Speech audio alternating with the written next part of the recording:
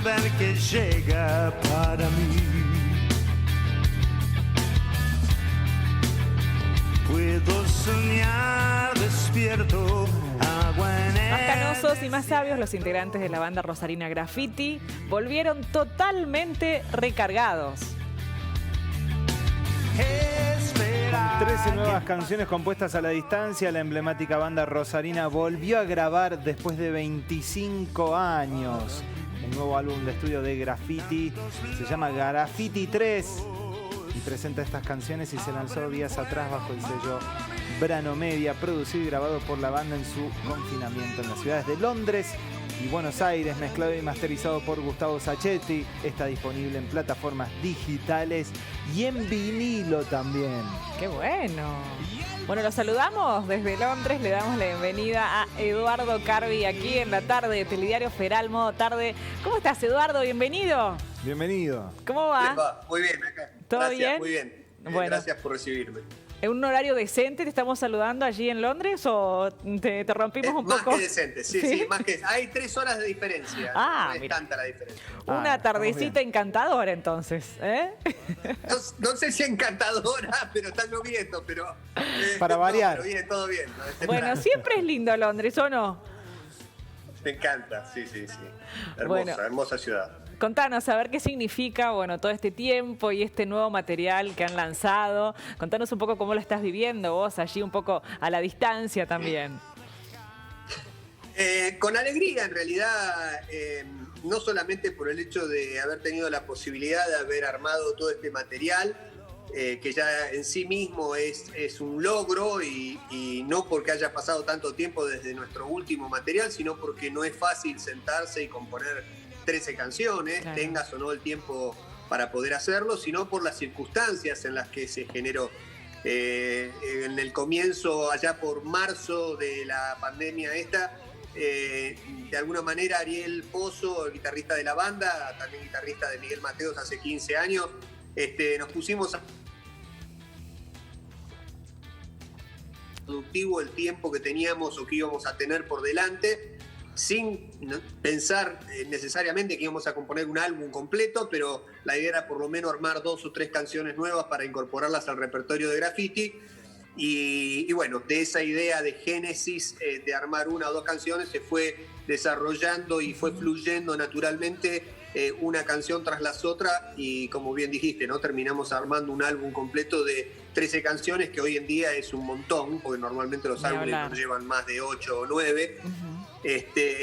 Y bueno, y también con el aditamento del desafío de grabar a la distancia, que no es algo que por lo menos yo no estaba acostumbrado, totalmente impensado hacerlo hace 5 años atrás, era tecnológicamente imposible, sobre todo hacerlo con un estándar internacional. Y bueno, así lo fuimos haciendo. Ariel desde su estudio en Buenos Aires, yo desde el mío acá en Londres. Fuimos armando los temas, fuimos armando los archivos, yo grabando las voces, las líneas melódicas y demás, y cuando ya el material tuvo cierta forma se lo fuimos enviando también por archivos a Gustavo Sacchetti, un amigo de toda la vida que tiene un estudio internacional en Cancún, México, y él fue el encargado de poner algunos teclados y de trabajar en la parte de la mezcla y la masterización. O sea que tuvimos Buenos Aires, Londres, Cancún para producir este Graffiti 3. El triángulo. Un triángulo. Muy internacional todo, sí. Pero bueno, era lo que había, ¿sí? No había muchas posibilidades, o sea, había 2 posibilidades, o quedarse en casa encerrado y esperar, o ponerse a hacer algo. Y hay mucha gente que pregunta, y esto me lo han preguntado en otras notas, ¿por qué pasó tanto tiempo? Claro, sí. ¿O qué pasó durante tanto tiempo también? ¿Qué pasó? Bueno, pasaron un montón de cosas, ¿no? Sí. Pasó la vida en todo ese tiempo. Graffiti, una banda de los fines de los 80, de la generación de Soda Stereo, de Sumo, de los Abuelos de la Nada, de todas esas grandes bandas de esa década tan maravillosa, que a fines de los 80 se vio en la misma situación del resto del rock nacional e internacional, que fue ese cambio drástico que pasó en la música, que hizo que muchas bandas emigraran a otros lugares o se disolvieran, o de allí se desprendieran solistas. etcétera, etcétera. Cambió el movimiento musical, la Argentina vivía una realidad socioeconómica muy, pero muy difícil. Bueno, yo me vine a vivir a Inglaterra y así sucesivamente, siempre conectados por la música, siempre tratando de tocar y de encontrarnos, dadas las agendas de cada uno, que no son fáciles, porque Ariel pasa gran parte del año de gira con Miguel Mateos por Latinoamérica y Estados Unidos. Yo tengo mi vida acá en Londres y no es tan fácil, pero siempre buscábamos algún agujerito para poder hacerlo. Y esta vez nos encontramos con todo este tiempo por delante forzoso, ¿no? Y bueno, de alguna manera fue esa la premisa, ¿no? Tratar de ver qué fluía tantos años después. Y yo creo que el resultado final, por lo menos para nosotros, es un álbum que, si bien refleja la idiosincrasia de la música de Graffiti, también refleja el paso del tiempo. Creo que hay una maduración en lo musical y en cuanto a las letras y demás, y es una vida de por medio. Yo creo que lo bueno desde el lado del artista es poder reflejar, cuando uno compone, en este caso canciones, poder reflejar esa experiencia personal y profesional en el arte que uno está haciendo, y que, si Dios quiere, le guste a la gente, ¿no? A eso quería llegar, ¿no? Al contenido de las letras, que sin duda justamente reflejan, como bien lo estabas contando, Eduardo, bueno, otro momento de maduración, otro momento en tu vida también, ¿no? ¿Qué nos dicen tus letras? ¿Qué nos dice, a ver, este artista que hoy quiere compartir su música? Muchas veces me preguntan si lo que yo escribo es autorreferencial, y todavía no estoy tan en el borde suicida como para hacer que todo sea tan autorreferencial. Claro. Por supuesto que cuando uno escribe por cosas que pasan a través de uno, no necesariamente porque me pasen a mí, pero son disparadores.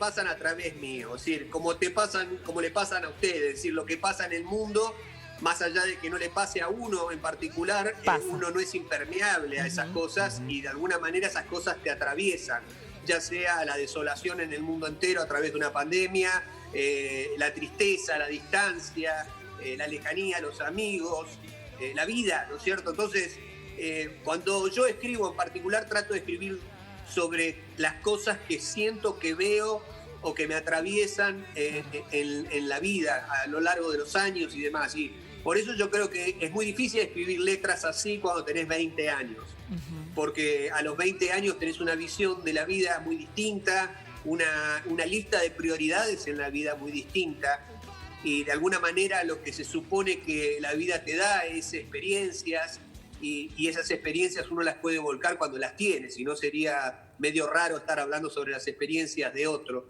Pero el hilo conductor, creo yo, que de las letras, más allá que por ahí salte de un tema como el tema que escuchábamos junto a Miguel Mateo, Para mí, o las baladas que hay, Tuyo y Mío, Corazón Mendigo, o los temas más rockeros, es que creo que el hilo conductor es ese, ¿no? Creo que alguien en algún lugar del planeta, escuchando estos temas, puede llegar a sentirse identificado, como si le estuviese pasando a él, cuando en realidad no. Pero yo creo que las vivencias, pese a que son personales, son colectivas. Veces son colectivas, exactamente. Eduardo, y retomando este contexto soñado que tenían ustedes en los 80 con esos nombres tremendos de colegas, ahora se coronan casi como los únicos que quedaron de esa época, de esa generación. ¿Qué se siente sacar un álbum nuevo y venir con material nuevo sin haber perdido el ritmo, no? Es una alegría y una emoción muy grande. Cuando hicimos esto, lo hicimos, y lo digo honestamente, lo hicimos sin ningún tipo de expectativas. Es decir, ¿a quién se le ocurre grabar un álbum a la distancia, sin verse la cara, con diferencias horarias,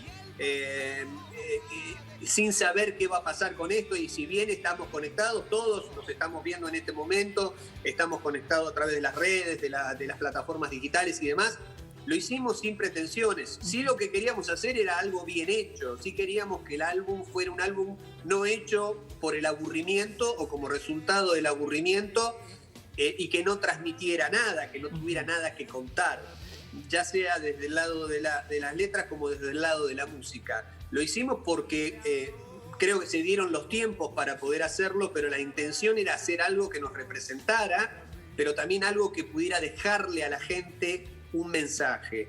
Y si bien fue un desafío, como decía antes, porque no sabíamos qué iba a pasar, fue sumamente gratificante ver que a las 24 horas de haber subido el álbum en septiembre en las plataformas digitales, en Spotify y demás, había más de 15.000 bajadas del álbum. Por ejemplo, este video en particular que estábamos viendo de Para mí, junto a Miguel Mateos, creo que tiene más de 35.000 vistas. Son todas cosas que hicimos desde nuestras casas y Claro. parece un detalle menor, pero créanme que no lo es. O sea, los desafíos Sí. que traten de armar un álbum de 13 canciones desde el living, a ver qué tal va, pero no es tan fácil como parece. Eduardo, y No para, nacimos en Rosario, Eduardo. Hay un tema ahí. Eduardo, y para cerrar, ¿se dieron un gusto personal editando el álbum en vinilo? Sí, yo soy de la vieja época, de la vieja escuela. A mí yo recuerdo todavía con muchísimo romanticismo la época en la que uno agarraba y tenía la plata y se iba a una disquería y buscaba los discos y encontrabas el disco que querías comprar, volvías corriendo a tu casa, lo sacabas del sobre, mirabas la tapa y mientras ibas escuchando las canciones ibas mirando la tapa, ibas viendo quién tocaba, la letra. Y bueno, eso se perdió, se ganó en un montón de cosas, se perdió en otras, pero la parte romántica del álbum de vinilo creo que es hermosa.